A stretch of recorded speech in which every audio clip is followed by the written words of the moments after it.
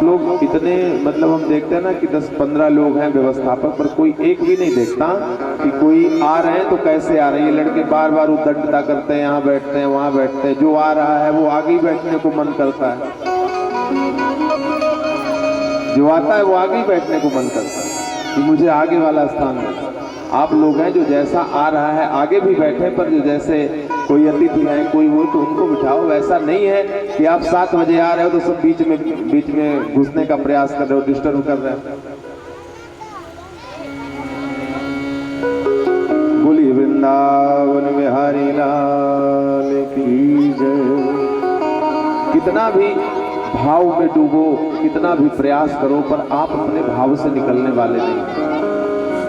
आप तो जिस भाव में हो वो भाव आपको मिल जाए, बस बाकी और कुछ नहीं। बोलिए जय श्री कृष्ण।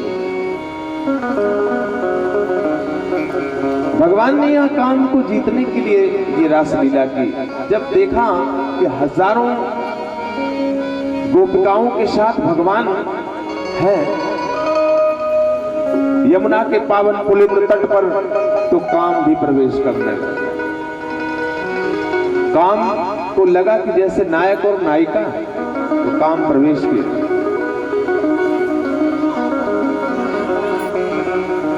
भगवान ने यहां काम को उल्टा लटका दिया। इसीलिए यहां पर योगत्व का प्रदर्शन है। किसी की शादी नहीं भाई, सन्यासी हो गया तो होगा ही सन्यासी। ब्रह्मचारी हो गया, फेरे पड़े नहीं, शादी भई नहीं, सगाई भई नहीं, तो फिर ब्रह्मचारी नहीं होगे तो क्या। पर वास्तव में संत वो है, सन्यासी वो है, ब्रह्मचारी वो है जो हजारों के बीच में भी अपनी इंद्रियों का दमन करने की जिसमें क्षमता हो।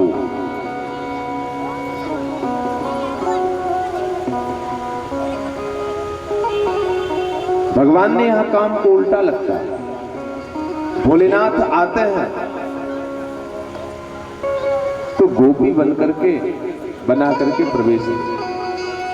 यहां से सिर्फ हुआ नहीं कि ये कोई स्त्री और पुरुष का मिलन नहीं था, ये तो जीवात्मा और परमात्मा का सम्मेलन था।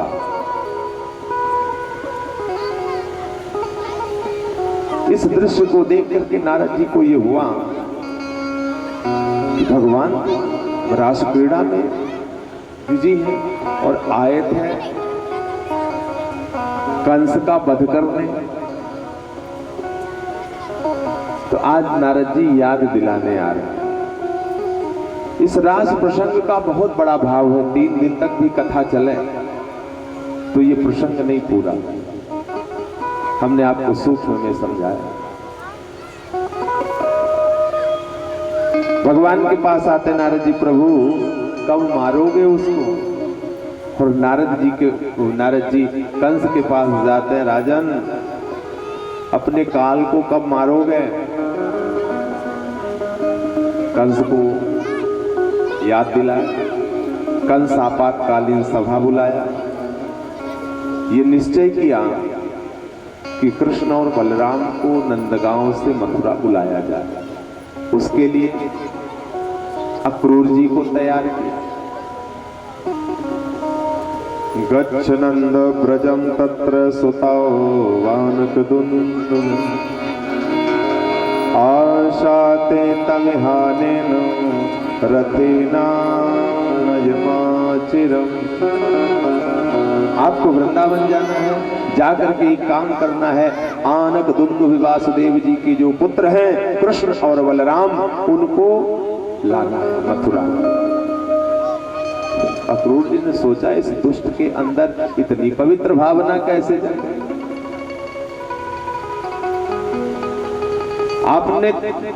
आप तो जानते हैं ना कि आकाशवाणी ने कहा है कि तुम्हें मारने वाला ब्रजमंडल में अवतरित हो चुका है। 30-32 वर्ष पहले विवाह के समय जो आकाशवाणी हुई थी, उस आकाशवाणी को भी आप जानते हैं। देवकी का अष्टम गर्भ तुम्हारा काल होगा, यही तो थी। तो हम चाहते हैं कि ना रहे बांस और ना बजे बांसुरी, अब लाओ और दोनों को मार दो। बड़ी सरल बात है, सोच ले। मनोरथान करोत्युच्चैर्जनो दैवहतानपि। अच्छा, जीव भी कितना विचित्र है, कितना मनोरथ करता है। बैठे बैठे मनोरथ हो रहा है, मन चल रहा है, बैठे कहां कहां दौड़ा हुआ है, आप अपने से पूछो। पर मनोरथ करने से कुछ सिद्ध होता नहीं है, करते रहो। मन के लड्डू खाना है, लड्डू है भर मत खाओ, कभी रसगुल्ला भी खाओ। किसी का मनोरथ, मन में मनोरथ करने से वो सिद्ध नहीं होता। होता वही है जो मंजूरी खुदा होता है। बहुत समझाया क्रूर जी ने।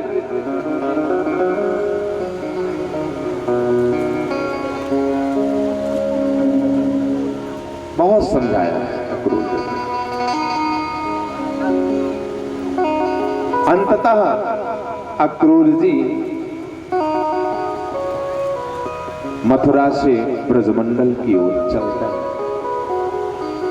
जैसे ही कथा को तो हम बहुत सूक्ष्म रूप दे रहे हैं अपने समय के अनुसार, पर फिर भी इस कथा को भाव से सुना।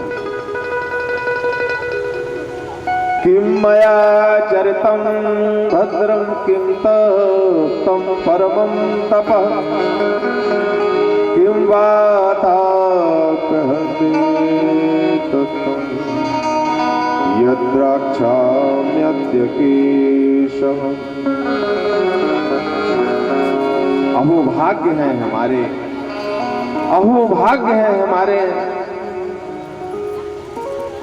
ऐसा हमारे जीवन में कौन सा सत्कर्म हुआ जिस सत्कर्म के चलते वो परम ब्रह्म परमेश्वर, जिसकी लेस मात्र झलक पाने के लिए बड़े बड़े योगी, बड़े बड़े तत्वदर्शी अपना जन्म गंवा देते हैं और उस परमात्मा की झलक नहीं मिलती। वो विश्व विधाता जाकर के आज उसका दर्शन करें।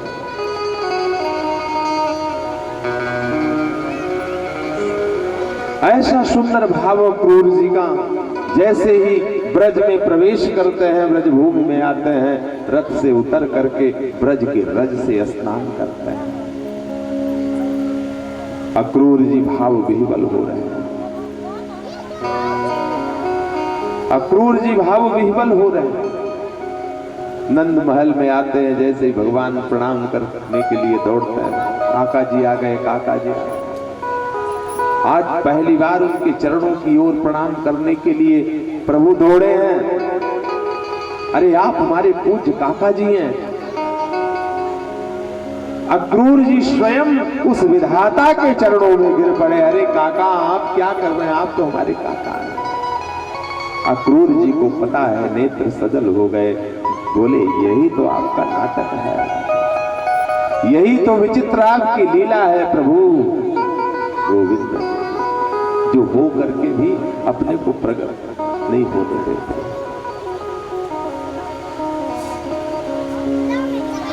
अक्रूर जी के नेत्र सजल हैं और सोचते हैं मैं कैसे बताऊंगा कि किस लिए आया। भगवान ने कह दिया कंस ने हमें मारने के लिए मथुरा बुलाया ना काका।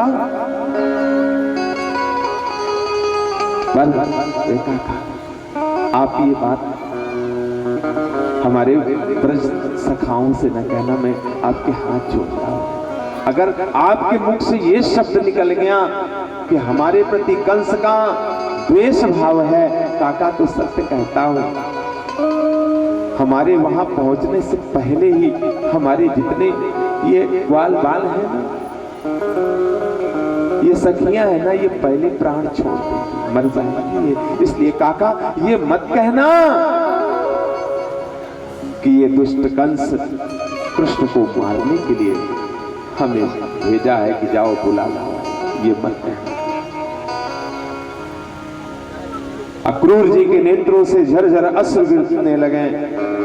कृष्ण और बलराम अक्रूर जी को महल में लेकर के पहुंचते हैं। सत्कार होता है, भोजन होता है।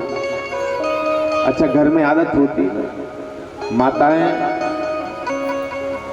ये संस्कृति है पहले से कि जब घर में सब लोग भोजन कर लेते हैं तो हमारी मैया लोग तब भोजन करती, बच्चे भी खा लें, पति भी खा लें, इसके बाद भोजन करती। काका ने भोजन किया, नंद बाबा ने भोजन किया, लाला ने भोजन किया, और इसके बाद सब बैठे हुए हैं। महात्मा क्रूर जी नंद बाबा को लेकर के रसोई के बगल के कमरे में बैठ गए।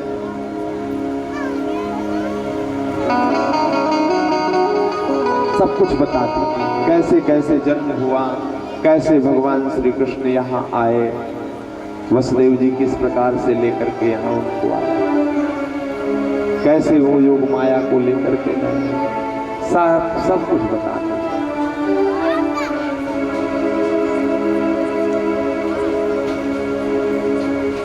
थोड़ी थोड़ी आवाज माँ यशोदा के कानों में पड़ रही थी।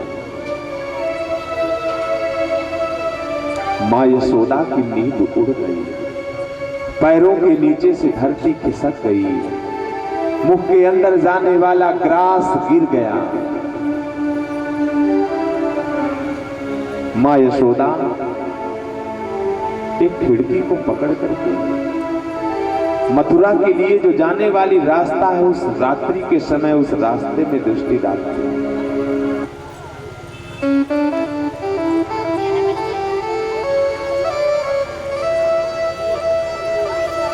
आ जाओ, आओ।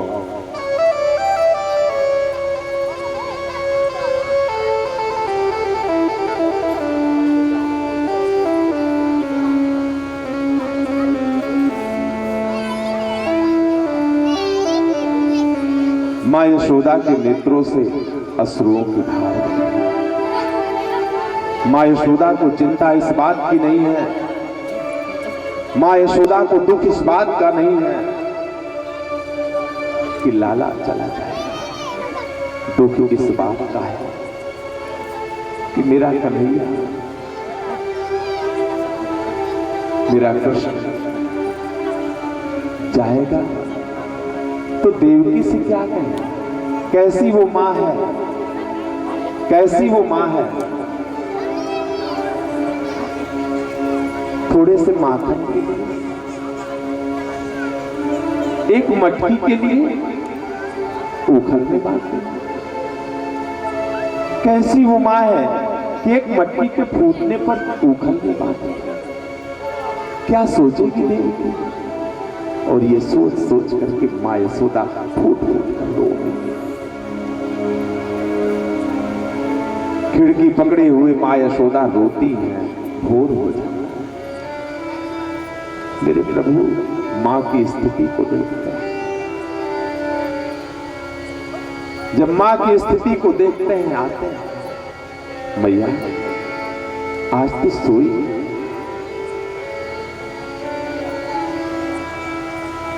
थाली लगी हुई है, मुख में जाने वाला ग्रास गिर रहा है,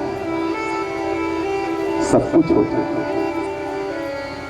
मेरी शरीर लुट जाए, मेरा तन लुट जाए, पर एक मां को यह स्वीकार नहीं है कि मेरे लाला को कुछ हो जाए। माई के दूधवा जैसन, माई के दूधवा जैसन कोनो मिठाई ना मिली। सब कुछ मिल जाए पर दुनिया में माई ना मिली। सब कुछ मिल जाए पर दुनिया में माई ना मिली। सब कुछ मिल जाए पर दुनिया में माई ना मिली। मिल तो सब कुछ सकता है,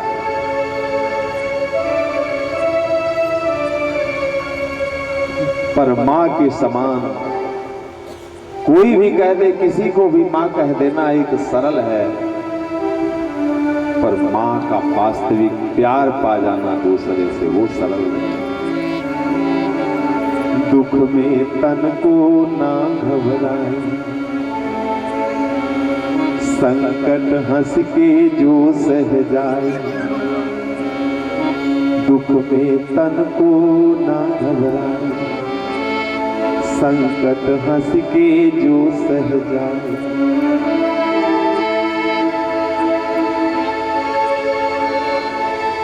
अपने तन का जो चोला, अपने तन का जो चोला ढक के, अपने तन का जो चोला ढक के पेट भर ढोल। सब कुछ मिल जाए पर दुनिया में माई ना मिली, ऐसन करीबे वाला दूसर, ऐसन करीबे वाला दूसर को भलाई ना मिली, ऐसन करीबे वाला दूसर को भलाई ना मिली। सब कुछ मिल जाए पर दुनिया में माई ना मिले, सब कुछ मिल जाए पर दुनिया में माई ना मिले।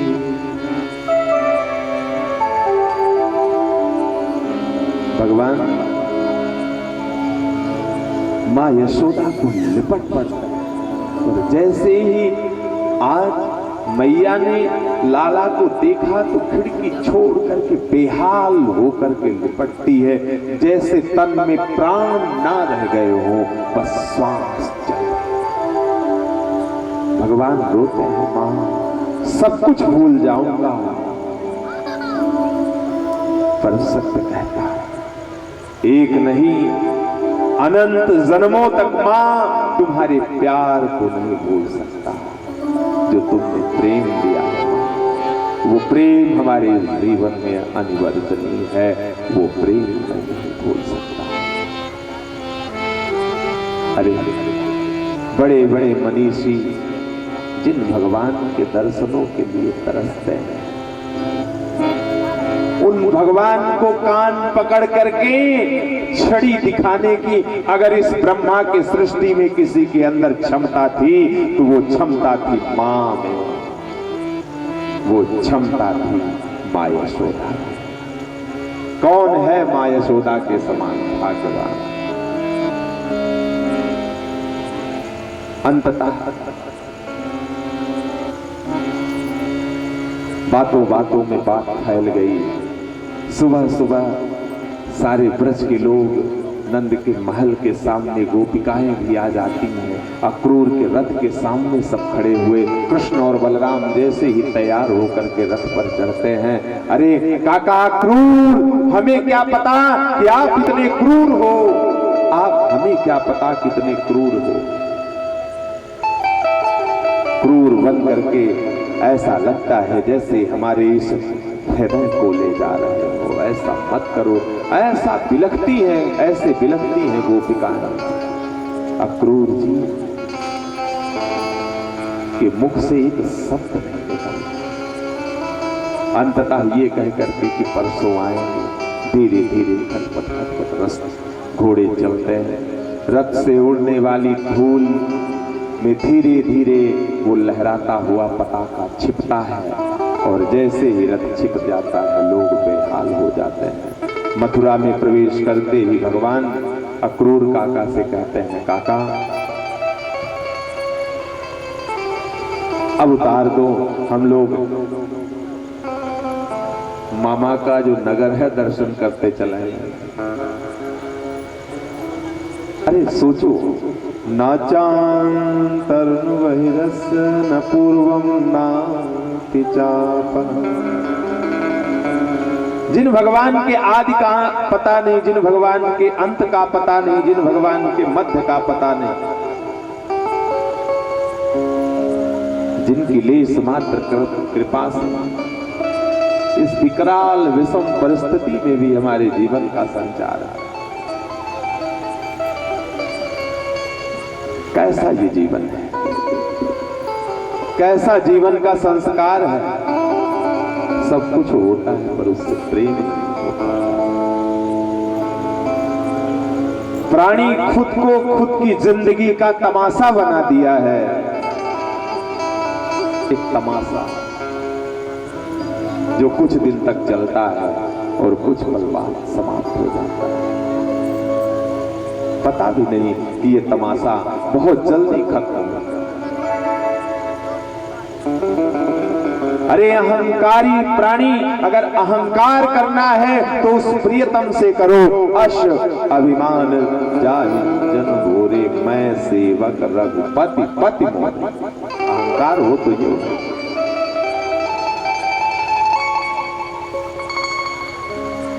भगवान को उतर जाता है। अच्छा, इन ग्वाल वालों को पता भी नहीं, इनको तो ये ना हमारे लाला का मामा बहुत बड़ा आदमी, मथुरा का राजा है, खूब प्रसन्न है। आज भगवान श्री कृष्ण की उम्र जो है 11 वर्ष 55 दिन की हो गई और मथुरा की गलियों में घूम रहा है। कंस ने मना किया हुआ है, पर जो प्रेम करने वाली माताएं हैं वो अट्टालिकाओं में चढ़ करके प्रियतम के ऊपर पुष्पों की वृष्टि करते गोप सखा कहते, लाला एक बात कहूं, बोलो। तुम्हारा मामा इतना बड़ा आदमी है, जाएंगे हम लोग तो क्या कहेंगे? हम लोगों को ये गंदे गंदे कपड़े पहने हुए, तुम्हारा मामा राजा है, कुछ करना व्यवस्था। धोबी घाट में भगवान ग्वाल वालों को लेकर के जाते हैं तो डंडा मारने के लिए दौड़ता है। बेझड़ की रोटी खाने वाले, पोखर का पानी पीने वाले ग्वारिये महाराज कंस के दरबार का कपड़ा पहन मांगते हैं, अरे मामा हम लोग आए हैं, दे दो। और डंडा मारने के लिए दौड़े तो भगवान ने ठीक किया, उसको भी ठिकाने लगा और ग्वाल वालों से कहा पहन। अब छोटे छोटे ग्वाल वाल है, 9-9 हाथ के कपड़े हैं और पहन लिए तो जब चले तो लगा कि जैसे आंधी चल रही हो, धूल उड़ती। अरे लाला देख तो सही, ये तो मैगनों से लगे, कहीं ठीक करा, कोई देखेगा तो क्या कहेगा, ये तो कपड़े मैगनों से लगे लाला। अच्छा, दर्जी के यहाँ जा करके वो कपड़े ठीक कराते हैं। इसके बाद जैसे ही आगे निकलते हैं, त्रिवक्रा मिलती है, हाथ में चंदन की कटोरी लेकर के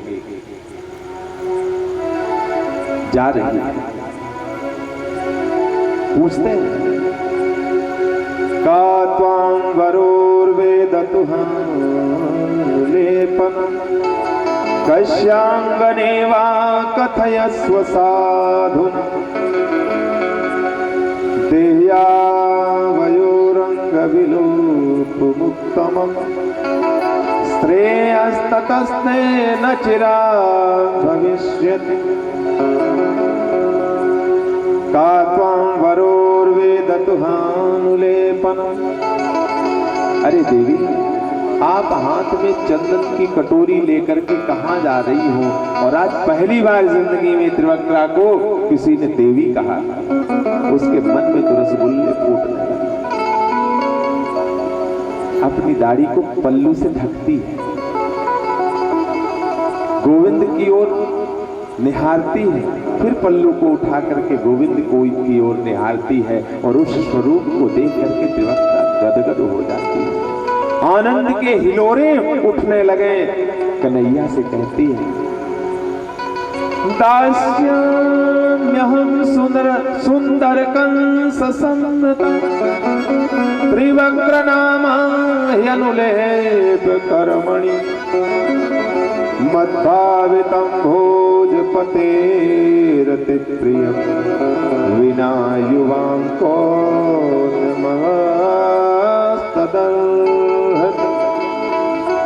मैं कंस की दासी, मेरा नाम सौरंद्री है। लोग मुझे त्रिवक्रा भी कहते हैं। 3 जगह से मेरी कमर टेढ़ी है, इसकी वजह से लोग त्रिवक्रा। हे गोपाल, मेरे जीवन का आज पहला दिन है, मेरी जिंदगी का ये शुभ दिन पहला दिन है जब मुझे कोई इस तरह से मेरे नाम को पुकारा। मेरे द्वारा घिसा हुआ चंदन कंस को बड़ा प्रिय लगता है, इसलिए मैं चंदन घिस करके ले आया। त्रिवक्रा ने कंस वो जो चंदन था जो कंस के यहाँ ले जा रही थी, सबको तिलक लगाया, सभी ग्वाल वालों को टीका लगाया। कन्हैया त्रिवक्रा को अपने नजदीक आने के लिए कहते हैं। पास आती है, बालकृष्ण भगवान उसकी थोड़ी में ऐसे उंगली लगाते हैं और जरा सा ऐसे झटका देता है। ये तो बहुत बड़ी बात है। इतना सुंदर स्वरूप अद्भुत हो जाती है, परम सुंदरी बन जाती है। अरे जिस पर मेरे प्रभु कृपा कर, शरीर ही नहीं उसकी तो जिंदगी, उसके तो लोक और परलोक ही सुंदर हो जाता है। पर उस कृपा का आकांक्षी पशु हो सकता है, पर इस कलयुग में जीव वो आकांक्षी नहीं बन पाता। कोई लाखों में बिरला ही उस कृपा का पात्र बन पाता है। उस कृपा का पात्र कोई बिरला ही बन पाता है। भगवान करेण वामेन सलील मुद्रित।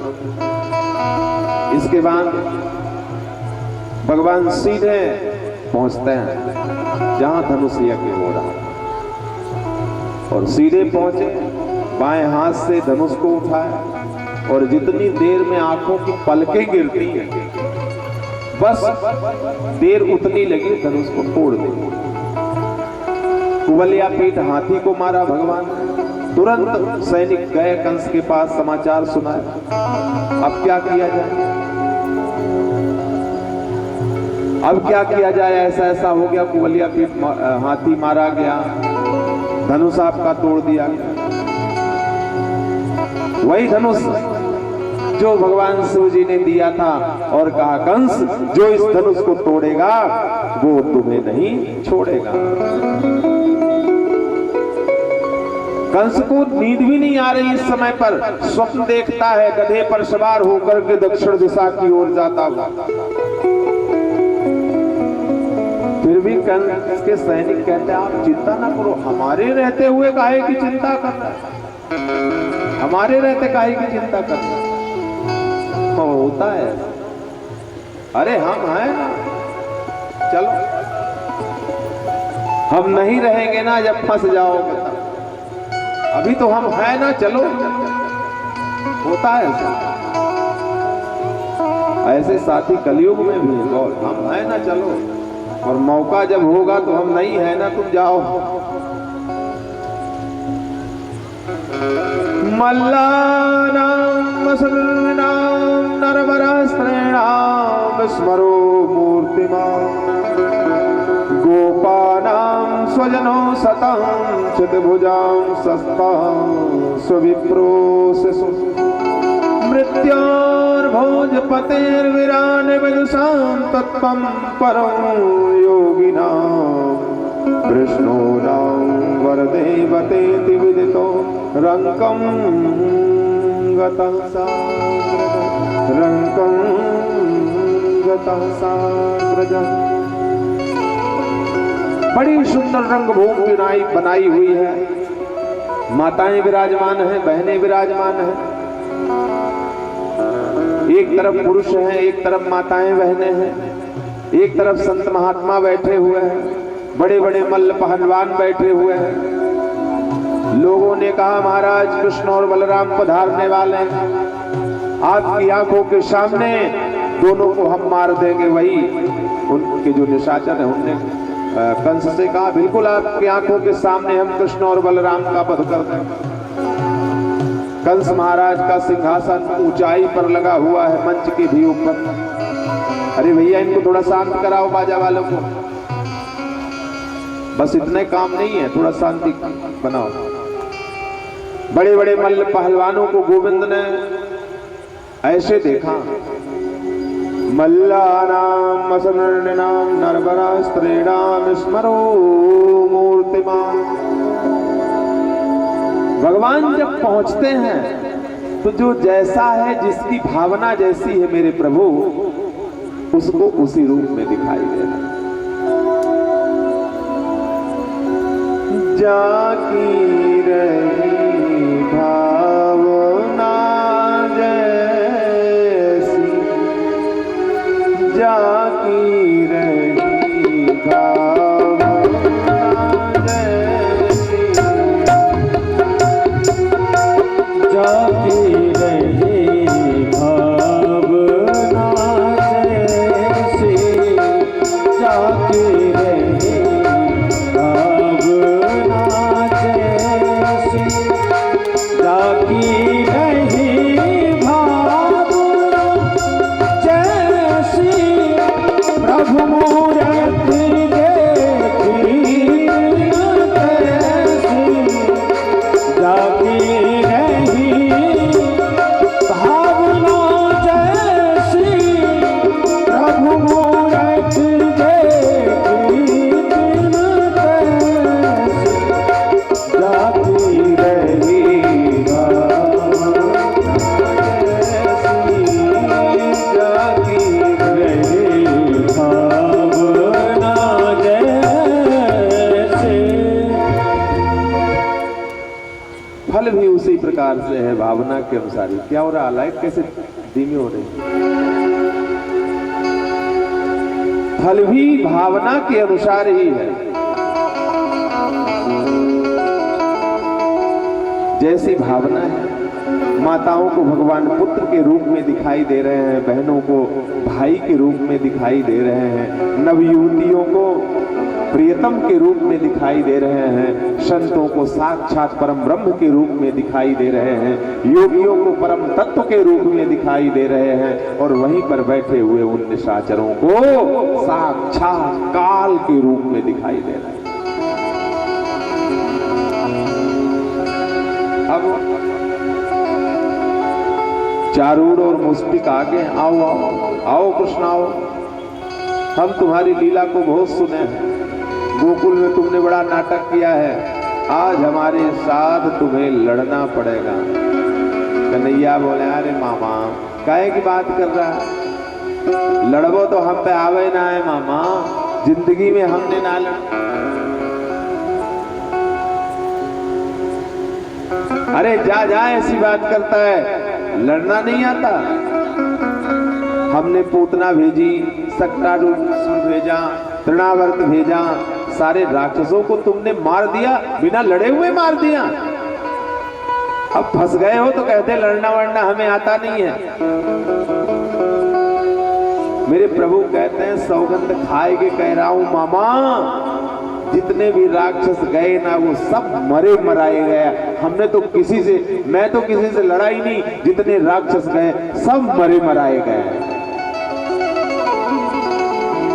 बस हमने इतना किया है कि उनको उठा करके जमुना जी में फेंक दिया है, सब मरे मराए गए। न बालो ना किशोरस्तुम बलश्च बलिनाम वरः। अरे मामा देखो ना, हम मामा कहते हैं बालक है, हमसे लड़ाई हम कैसे लड़ेंगे। न बालो ना किशोरस्तुम, अरे तुम बालक नहीं हो, तुम किशोर नहीं हो, तुम तो योद्धा हो। आज दिखाओ ना अपनी योद्धागिरी, हमसे लड़ना पड़ेगा। युद्ध करोगे तब पता चलेगा किसके चक्कर में पड़े हुए। चारूढ़ ने भगवान श्री कृष्ण को पकड़ लिया और मुष्टिक ने पकड़ा बलराम जी को। और बलराम जी ने तो ऐसे अपने हल के नोक में घुमाया ऐसे पंखे की तरह एक बार में ही बोले जय।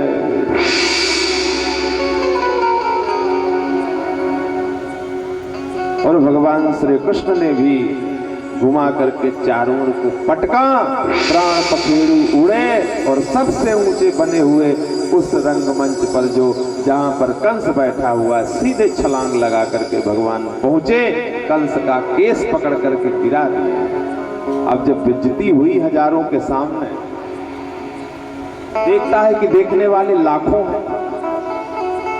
अच्छा किसी दुष्ट की बेइज्जती जब समाज में होती है ना, तो वो फिर पहले अपनी बेइज्जती को नहीं देखता कितना हमारे पढ़ रहे हैं, पहले ये देखता कौन कौन देख रहे हैं। जो न देख रहे होंगे उनसे तो अपनी बहादुरी बताऊंगा। अब ये पढ़ रही है तो पढ़ती रहे, इसलिए तो पढ़ेगी ही। अब पढ़ना शुरू हो गया तो वो पढ़ेगी ही। अब पढ़ जाए जितना पढ़ना हो, पर देखूं तो सही कितने कितने देख रहे हैं। इस बेइज्जती को किसने देखे। और जो निर्लज्ज होते हैं ना, वो तो इसकी भी परवाह नहीं करते हैं। फिर से सुबह तैयार होते हैं, है कोई हमारा सामना करने वाला, प्रसाद मिलेगा। फिर सुबह तैयार हो, जैसे दवाई मिली तो फिर सुबह तैयार हो गए, है कोई हमारा सामना करने वाला। अरे कोई चिंता नहीं, तुम ये करो तुम वो करो, हम है ना। ये कलयुग है। हमारी समझ में नहीं आता कि पापाचार में रत प्राणी की इस तरह से दुर्गति होती है, पर कौन सा विवेक है, क्या है कि अपने मृत्यु के उस पल को भी वो नहीं देख पाता। ये नहीं देख रहा है कि हमारे आंखों के सामने विनाश हो रहा है। देखता है आंखों से उस विनाश को, पर वो चेतना शक्ति कहां चली गई। साथ में रहने वाले का साथ भी छूट गया, वो तो चला गया काम से, पर इस बात का बोध नहीं हो रहा है कि उसी रास्ते पर हम भी हैं तो हम भी चले जाएंगे। पर चिंता मत कर, अपमान हो रहा है तो मैं अब उस अपमान से नहीं मतलब है, पढ़ रहा है तो पढ़ता रहे, पर देखूं कि कौन कौन देख रहे हैं, ताकि सुबह फिर हो तो बता तो सके। झूठा साबित करूंगा। अगर 2-4 लोग देखे होंगे तो कह दूंगा ये सब विरोध बस ऐसे बात के वाए तो एक भी नहीं पड़ी है, मैं तो एकदम राजा ही। तो ये हाल है बेशर्मों का। तो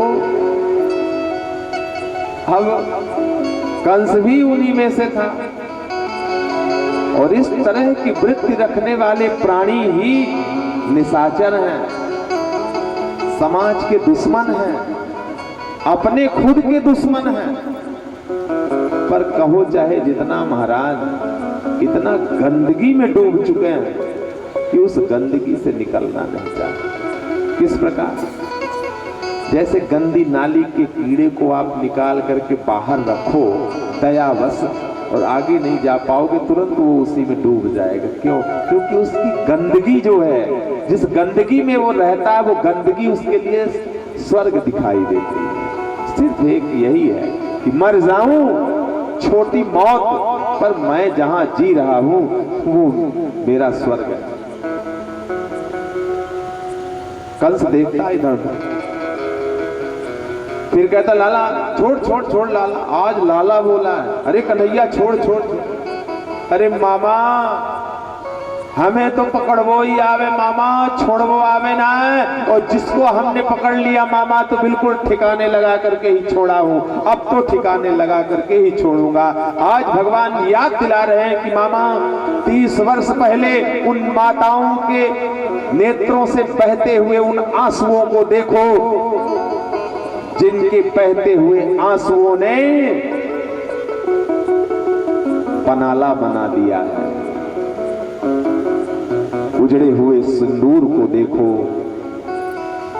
उजड़ी हुई कलाइयों को देखो। अरे जिन माताओं और बहनों के मुख में मुस्कान नहीं आई, उनकी ओर देखो मामा। आज ये लग रहा है कि हमारी बेइज्जती हो रही है, हमारी बेइज्जती हो रही है। अंततः भगवान ने कंस का संहार किया। जाके पग नहीं फटी विवाई, सो जाने का पीर पराई। अरे मामा तुम कितने भाग्यशाली हो कि तुम्हारे आंखों के सामने हम खड़े हैं। भगवान ने यहां कंस को बोध कराया है। और इसके बाद युद्ध हुआ।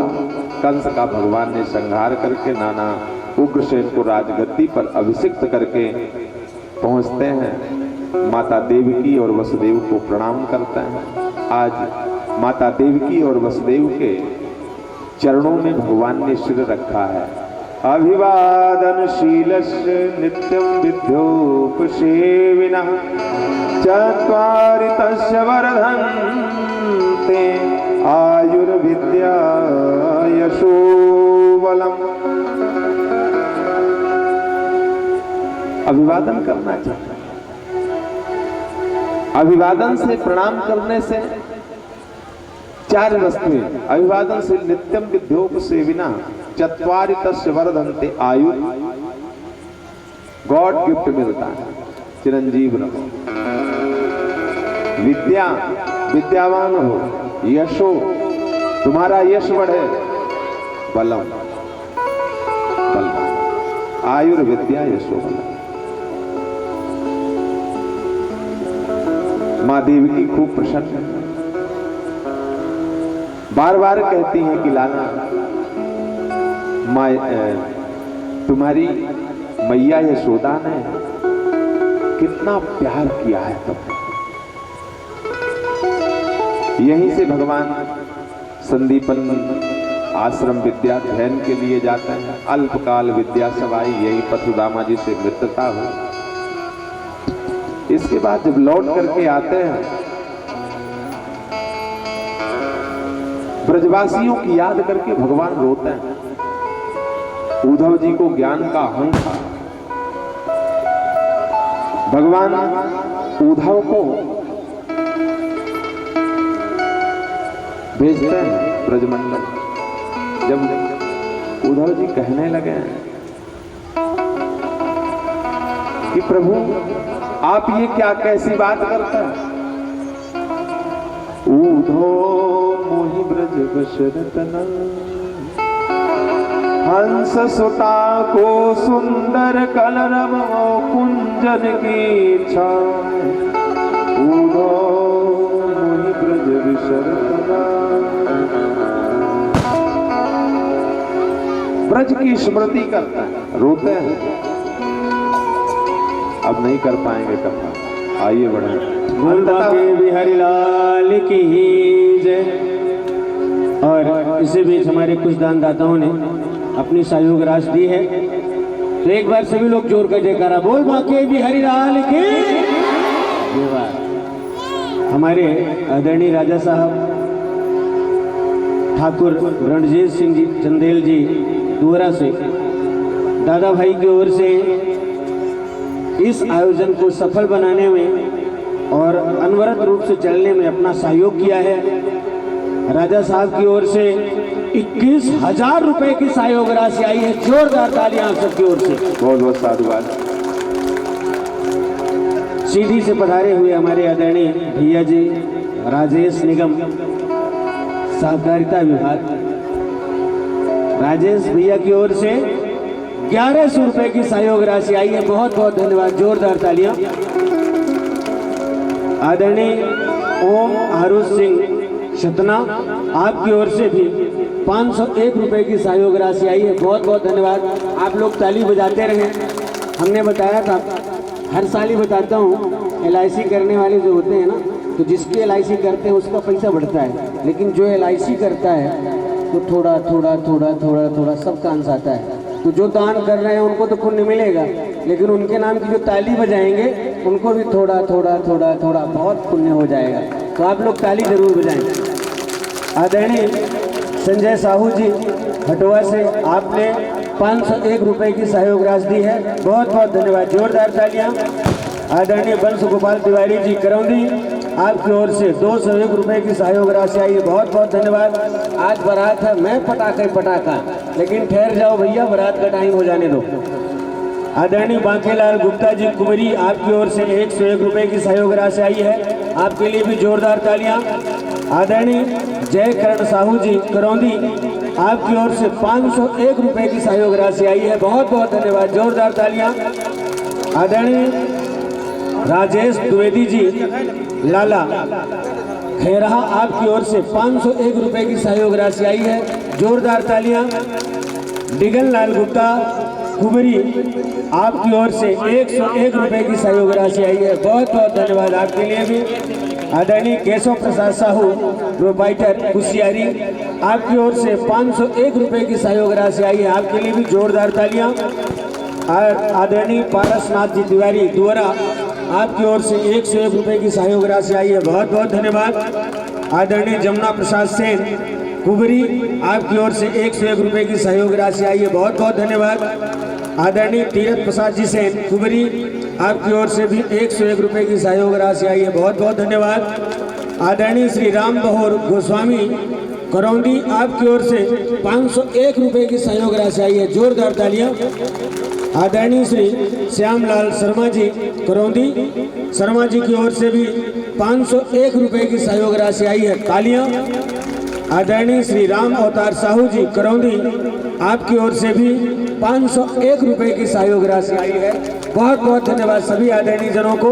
आप लोगों ने पुण्य लिया लेकिन कम लिया, अरे जोरदार ताली बजा के पूरा पुण्य लीजिए। जिन्हें भी दान करना है, और 40 किलो छेना के रसगुल्ले वाली ताली तो बजी नहीं, आराम से बात करना है। देखिए,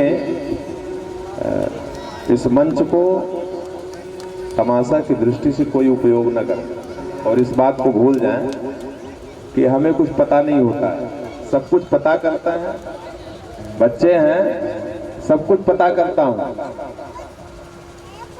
कितना इनके पास आया, कितना खर्च हुआ, जो वो होता है तो उसमें हम भी लगाते हैं, पूछिए इनसे।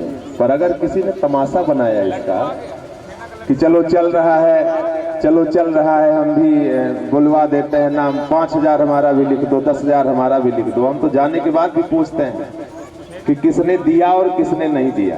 पिछले साल के भी हमने पूछे थे और इस बार इनको भी कहता हूं कि अगर कोई 1 रुपए भी दे सहर्ष लो, पर इस तरह का ये अच्छी बात नहीं है ना कि 10,000 रुपए वो है तो बुलवा दो और फिर नाम न लो। मैं अगले वर्ष से बेइज्जती कर दूंगा खड़ा करके। जितनी कृपा कर रहे हो ये कृपा मत करना, इस बात की हमें परवाह नहीं है। अगर तुम्हारे भाव से हम आ रहे हैं तो हम तो चाहते हैं, इस वजह से इतना कट बोलते हैं कि बुलाना छोड़ दो, पर छोड़ेंगे नहीं। इस बात को भूल जाना कि इस मंच को तमाशा बनाओगे तो ये धर्म मंच है, और जो भी जहां भी अगर बनता होगा तो बनता होगा, लेकिन हम नहीं बनने देंगे इसको, न तुम्हें तमाशा बनने देंगे, न तुम्हारी भावनाओं को तमाशा बनने देंगे। इसलिए इस बातों का जरूर ध्यान रखना। धर्म की मर्यादा में है और धर्म की मर्यादा में सदैव रहने का ही प्रयास करना।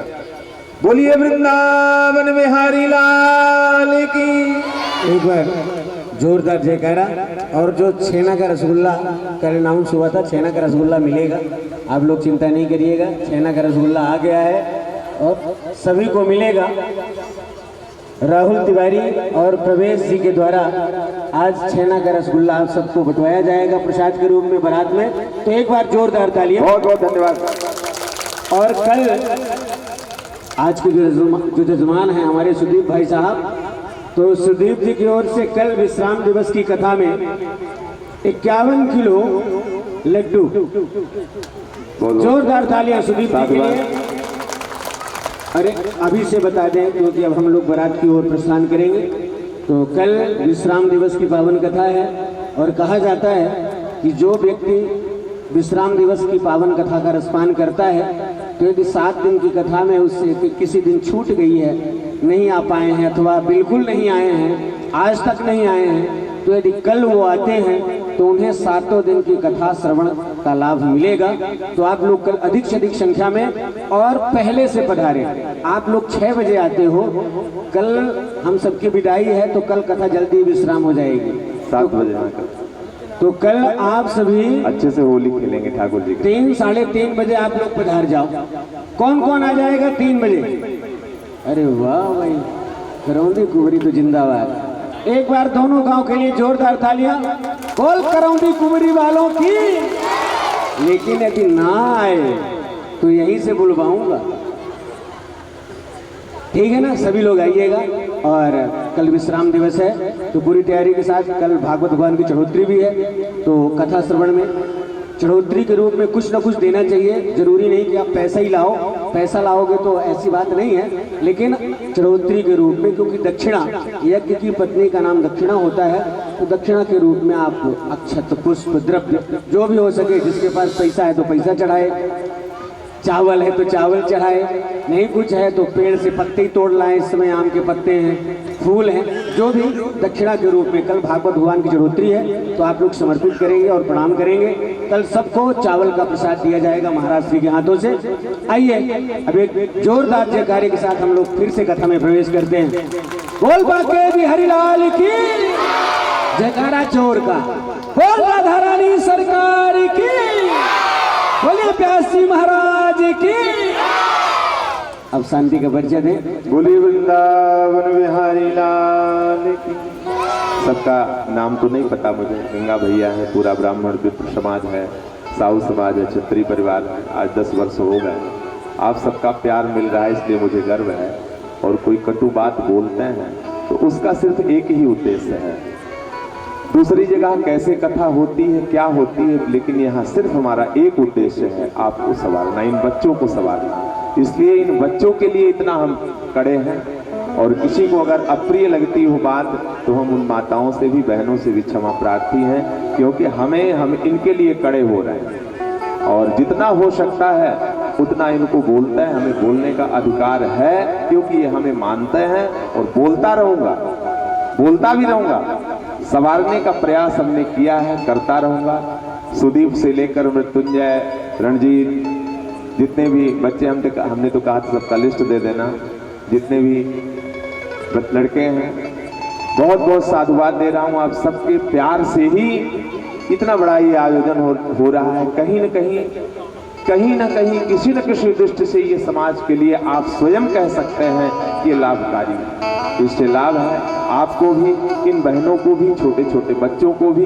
किसने इससे लाभ हासिल नहीं किया वो एक बार हाथ उठा। 10 वर्षों से आ रहे हैं। कहीं न कहीं किसी न किसी प्रकार से हर घर को अगर लाभ मिला है, कुछ न कुछ लाभ मिला है, हर घर को मिला है। आत्मा में हाथ रख करके कोई कह दे कि मुझे लाभ नहीं मिला है तो नहीं कह सकता, वो जो इससे जुड़ा। बोलो राम जी, सत्य है ना? इसलिए अधिकार है हमें कहने का। और कहता हूं और कहता रहूंगा, जहां गलत होगा कहता रहूंगा। आइए बड़े भाव से अपने प्रसंग पर चलें। मैं बच्चों से भी कहता हूं, अगर मेरी बात कटु लगेगी तो उसको निकाल देना दिमाग से, क्योंकि गुरु को, पिता को अधिकार है पूरा डांटने का। मैं किसी द्वेष बस ऐसा नहीं बोलता। जितने भी बच्चे पीछे बैठे हुए हैं, अगर किसी के मन में ऐसा है तो बिल्कुल निकाल देना। बोलो जय श्री कृष्ण। उद्धव जी प्रेम के सरोवर में स्नान करके लौट करके आते हैं।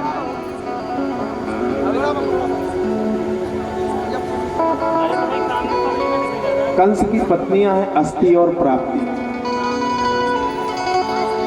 पति के मरने के बाद अपने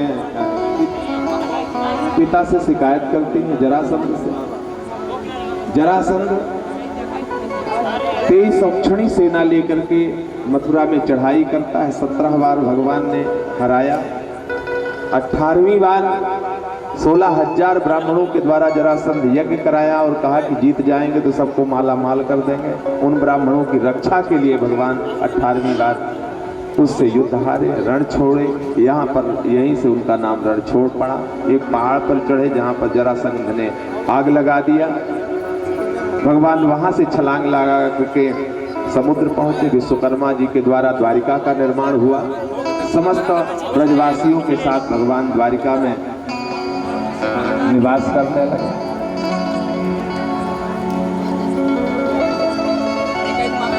बड़ा अच्छा परिवार है। बलराम जी की शादी हुई। भीष्मक की पुत्री का नाम, भीष्मक की पुत्री का नाम रुक्मिणी। भीष्मक ने संकल्प किया था,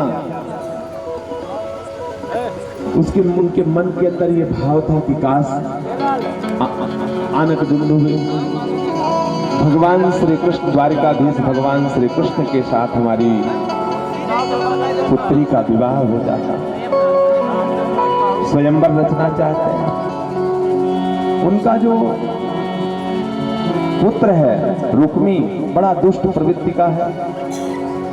जबरदस्ती रुक्मिणी की सगाई शिशुपाल के साथ कर देना चाहता। आज रोती हुई रुक्मिणी जो है अपनी भाभी के पास आती है। भाभी समझाती कि कोई बात नहीं, वो इतने दयालु है, भगवान के अस्तित्व को समझाया है, और कहती चिट्ठी लिखो और भेज दो। रुक्मिणी जी ब्राह्मण के हाथों चिट्ठी लिखती हैं।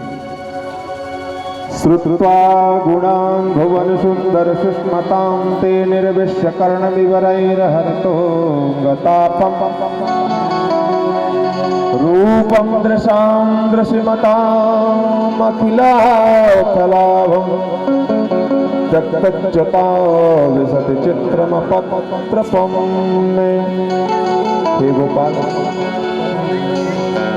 मैंने सिर्फ आपके गुणों को सुना है, और आपके गुणों को सुन करके मैं आपकी हो गई हूँ।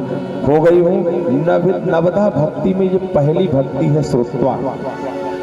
तो तभी हो सकते हो भगवान के जब सुनने की क्षमता होगी, तभी गुरु के हो सकते हो जब आपके अंदर सुनने की क्षमता होगी, तभी पिता के लिए प्रिय हो सकते हो जब पिता की बात को सुनने की क्षमता होगी, तब।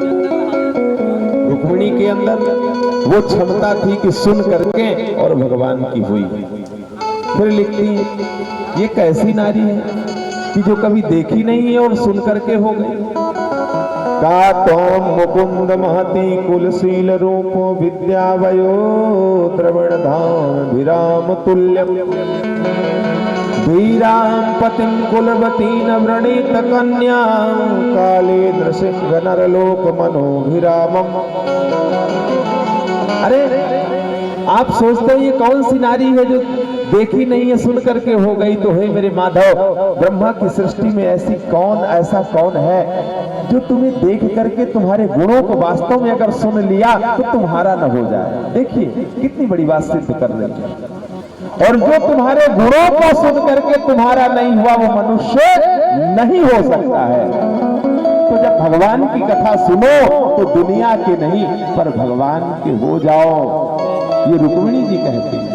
ऐसा न सुनो कि सिर्फ मनोरंजन के लिए आओ, इसीलिए इतना कटु बोला करता है।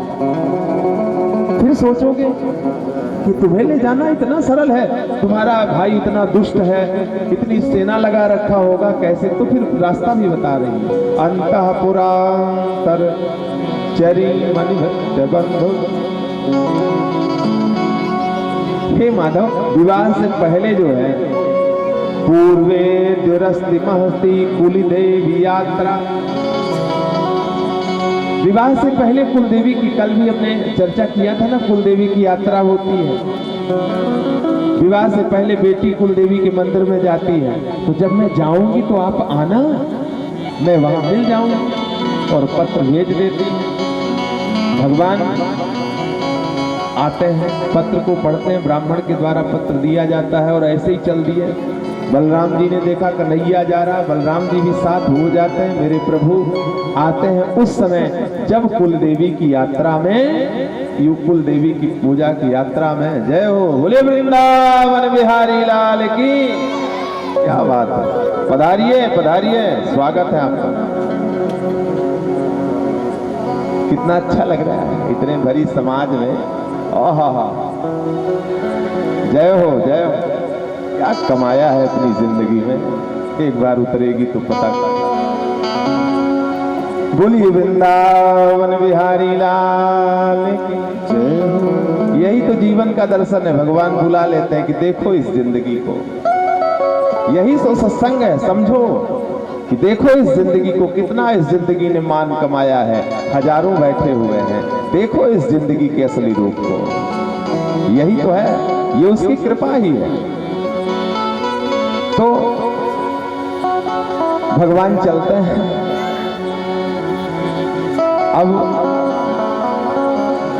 हजारों रक्षक हैं, चमचमाता हुआ दिव्य रथ है, चमचमाता हुआ भगवान का पीतांबर।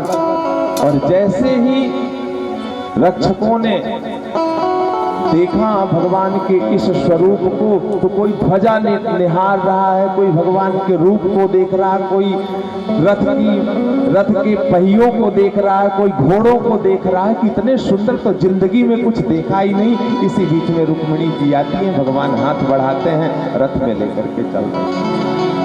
आगे रुक्मिणी मिलता है, भगवान मार देना चाहते हैं, पर रुक्मिणी ने निवेदन किया कि ये दुष्ट हो गया है, मारना नहीं प्रभु, भाई है। भगवान ने छोड़ा।